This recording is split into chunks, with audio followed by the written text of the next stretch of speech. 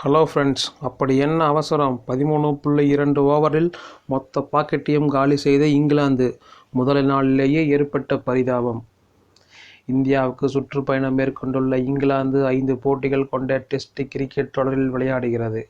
2025 உலக test championship கோப்பையின் ஒரு பகுதியாக நடைபெறும் இத்தொடரின் முதல் போட்டி ஐதராபாத் நகரில் துவங்கியது. அந்த போட்டியில் டாஸ் அதிர்ஷ்டத்தை பெற்ற இங்கிலாந்து முதலில் பேட்டிங் செய்வதாக அறிவித்தது. இருப்பினும் ஆரம்பம் முதலே தடுமாற்றமான ஆட்டத்தை வெளிப்படுத்திய அந்த அணி இந்தியாவின் தரமான பந்து வீச்சில் 246 ரன்களுக்கு ஆல் அவுட் ஆனது. அந்த அணிக்கு ஜோ ரூட், ஜானி பேஸ்டோ உள்ளிட்ட முக்கிய பேட்ஸ்மேன்கள் பெரிய ரன்கள் எடுக்க தவறிய நிலையில் அதிகபட்சமாக கேப்டன் ஸ்டோக்ஸ் போராடி 70 ரன்கள் எடுத்தார்.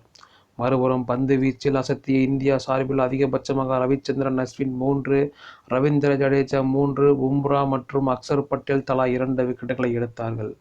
அதைத் தொடர்ந்து களமிறங்கிய இந்தியா அதிரடியான ஆட்டத்தை வெளிப்படுத்தி முதல் நாள் முடிவில் 119க்கு 1 ரன்கள் எடுத்து இன்னும் 127 ரன்கள் மட்டுமே பின்தங்கியுள்ளது. இந்தியாவுக்கு கேப்டன் ரோஹித் சர்மா 24 ரன்களில் அவுட் ஆனாலும் ஜெய்ஸ்வால் அதிரடியான அரை சதம் அடித்து 76 ரன்களும், கில் 14 ரன்களும் எடுத்து களத்தில் உள்ளனர். முன்னதாக இத்தொடரில் T20 போல் அதிரடியாக விளையாடுவோம் என்று இந்தியாவை எச்சரித்த இங்கிலாந்து அப்படியே அதற்கு நேர்மாறாக பேட்டிங்கில் தடுமாற்றமான ஆட்டத்தை வெளிப்படுத்தி முதல் நாளிலேயே ஆல் அவுட் ஆனது. அதைத் தொடர்ந்து பந்து வீசிய அந்த அணி ஆரம்பத்திலேயே வேகமாக விக்கெட்டுகளை எடுக்க வேண்டும் என்ற எண்ணத்துடன் இந்திய பேட்ஸ்மேன்கள் மீது லேசாக எட்ஜ் பட்டதற்கும் காலில் உரசியது போல் தெரிந்ததற்கும் ரிவ்யூ எடுத்தது. இருப்பினும் அதில் எதிலுமே இங்கிலாந்து எதிர்பார்த்தது போல கேட்ச் அல்லது LBW முறையில் விக்கெட் கிடைக்கவில்லை.